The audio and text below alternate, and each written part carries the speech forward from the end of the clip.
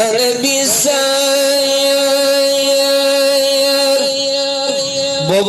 بابا در این موسم جانان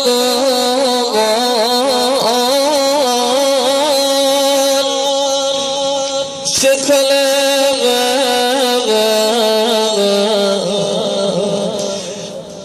بعد تو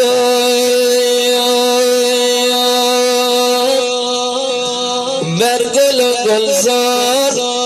چگونه نگرم بی نگاهت مهربان نرگس بستان چه کنم بی نگاهت مهربان نرگس بستان چه کنم بعد از گر دل من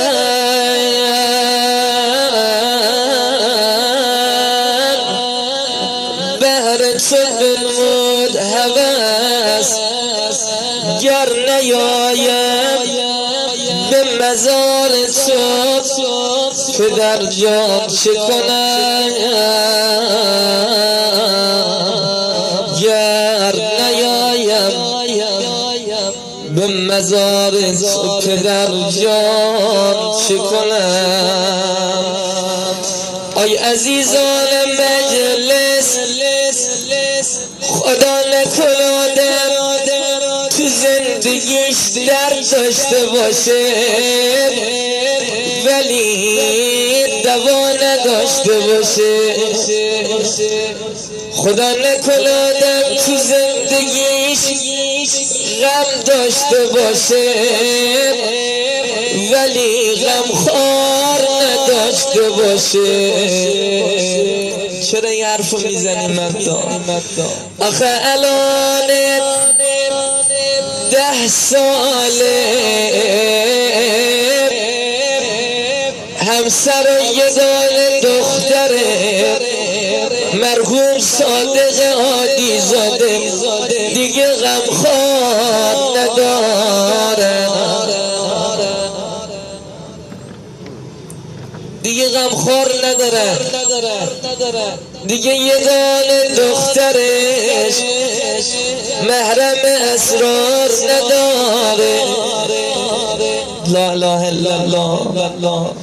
خدا به دلای داغ دیدتون صبر بده آی عزیز خوران خدا شمی خانه بی پر نکنه خدا شمی خانه بی وجود پر نکنه هر کی پدر داره تاج سر داره هر کی بابا داره چشم و چراغ خونش روشنه اما اولادی که بابا نداره حسرت دیدن روی عزیزشو به دل داره چگان دختر داغ دیده خواهر من بگو بابا صادق جان بابا الان 10 ساله بیای روزگار غریبیه دخترتو ببین